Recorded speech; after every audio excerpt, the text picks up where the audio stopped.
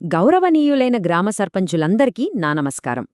నారాయణపేట జిల్లాలో మన పాఠశాల విద్య ఎంత ముందుకు సాగిందో తెలిపే ఈ ప్రత్యేక నివేదికకు మీ అందరికీ స్వాగతం. రాబోయే కొద్ది నిమిషాల్లో మనం సాధించిన విజయాలేమిటి, మన ముందున్న సవాళ్లు ఏంటి, మన పిల్లల ఉజ్వల భవిష్యత్తు కోసం మనమందరం కలిసి ఏం చేయాలో వివరంగా మాట్లాడుకుందాం.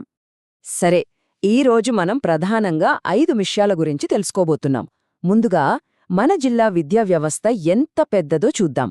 ఆ తర్వాత పిల్లల నమోదు, వాళ్ల చదువుల్లో వస్తున్న మార్పులు, వాళ్ల సంక్షేమం కోసం మనం చేస్తున్న పనులు, ఇక చివరగా మనందరి భాగస్వామ్యం ఎంత ముఖ్యమో చర్చిద్దాం. రైట్, మరి మన ప్రయాణం మొదలు పెడదాం. అన్నిటికంటే ముందు మన జిల్లాలో విద్యా వ్యవస్థ ఎంత విస్తృతంగా ఉందో ఒకసారి చూద్దాం. ఈ అంకెలు చూస్తే మన బాధ్యత ఎంత పెద్దదో మనకర్థమవుతుంది.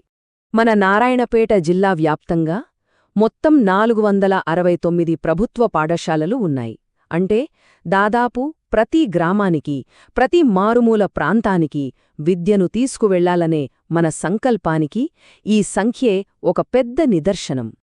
ఈ 469 పాఠశాలల్లో మనం ఏకంగా 54,496 మంది విద్యార్థుల భవిష్యత్తును తీర్చిదిద్దుతున్నాం.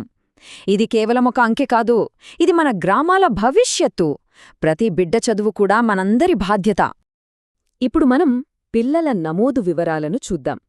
మన స్కూల్లోళ్ళు పిల్లలను చేర్పించడంలో మనం ఎంత బలంగా ఉన్నామో ఈ గణాంకాలు చెబుతాయి.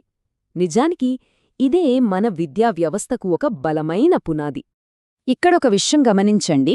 మన దగ్గర ప్రాథమిక పాఠశాలల నుంచి మోడల్ స్కూల్స్ వరకు రకరకాల స్కూల్స్ ఉన్నాయి. ముఖ్యంగా మన ఆడపిల్లల కోసం ప్రత్యేకంగా కస్తూర్బా గాంధీ బాలికా విద్యాలయాలు అంటే కేజీబీవీలు కూడా ఉన్నాయి. దీన్ని బట్టి ప్రతి బిడ్డ అవసరానికి తగ్గట్టుగా విద్యను అందించటానికి మనం ఎంత కట్టుబడి ఉన్నామో అర్థం చేసుకోవచ్చు.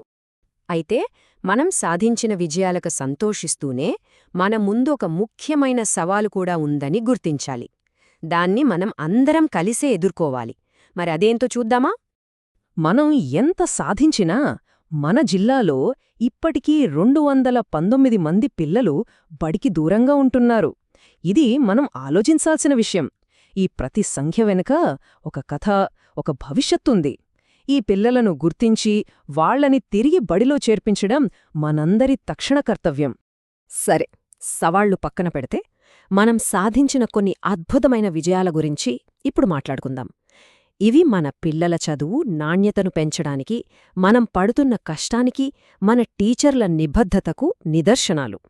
మన చిన్నపిల్లల కోసం చదువుల పండుగ అనే ఒక అద్భుతమైన కార్యక్రమం మొదలుపెట్టాం. ఇది 100 రోజుల కార్యక్రమం. దీని ముఖ్య ఉద్దేశమేంటంటే పిల్లల్లో చదవడం, రాయడం, ఇంకా చిన్న చిన్న లెక్కలు చేయగల సామర్థ్యాన్ని పెంచడం. మరి దీనివల్ల అద్భుతమైన ఫలితాలు వస్తున్నాయి, మీరే చూడండి. కార్యక్రమం మొదట్లో కేవలం 2.1% ఉన్న పిల్లల సామర్థ్యం మధ్యలోకొచ్చేసరికి ఏకంగా 7% పెరిగింది. ఇది చాలా స్పష్టమైన మార్పు. మనందరికీ ఇది నిజంగా గర్వకారణమైన విషయం. జాతీయ స్థాయిలో విద్యార్థుల సామర్థ్యాలను అంచనాలేసే పరాక్ సర్వేలో మన గ్రామీణ విద్యార్థులు జాతీయ సగటు కన్నా ఎక్కువ స్కోర్ చేశారు. అందుకే మన జిల్లాకు రైజింగ్ ఉదయ్ జిల్లాగా జాతీయ గుర్తింపు లభించింది. అంతేకాదు, 10వ తరగతి ఫలితాలలో కూడా మన పురోగతి స్పష్టంగా కనిపిస్తోంది. పోయిన ఏడాదితో పోలిస్తే ఈ సంవత్సరం పాస్ పర్సెంటేజ్ 93.18% నుండి 95.18%కి పెరిగింది. ఇది మన ఉపాధ్యాయుల కృషికి, విద్యార్థుల పట్టుదలకు దక్కిన విజయం. మంచి చదువుతో పాటు పిల్లల ఆరోగ్యం, వాళ్ల బాగోగులు కూడా అంతే ముఖ్యం కదా. ఎందుకంటే ఆరోగ్యంగా ఉన్నప్పుడే పిల్లలు చక్కగా చదవగలరు. ఈ విషయంలో మన పాఠశాలలు చాలా కీలక పాత్ర పోషిస్తున్నాయి. మన పిల్లలకు ప్రతిరోజూ పౌష్టికాహారం అందించడానికి పీఎం పోషణ్ పథకం కింద ఈ మెనూని అమలు చేస్తున్నాం.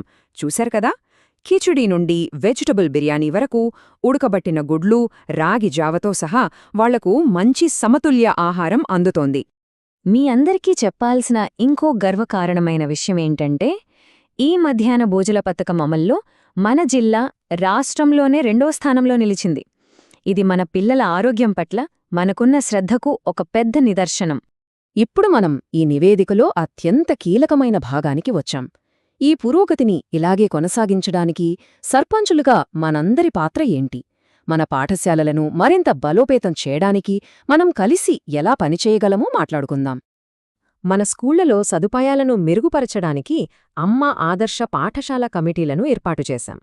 ఈ కమిటీలు గ్రామస్థాయిలో స్కూల్ అభివృద్ధి పనులను చూసుకుంటాయి. ఇందులో మీ పాత్ర చాలా కీలకం. ఇది మన ఆర్థిక పరిస్థితి.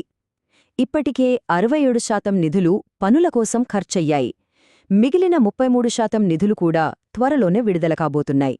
ఈ పనులు టైంకి, నాణ్యతతో పూర్తి కావడానికి సర్పంచులుగా మీ పర్యవేక్షణ, సహకారం ఎంతో అవసరం.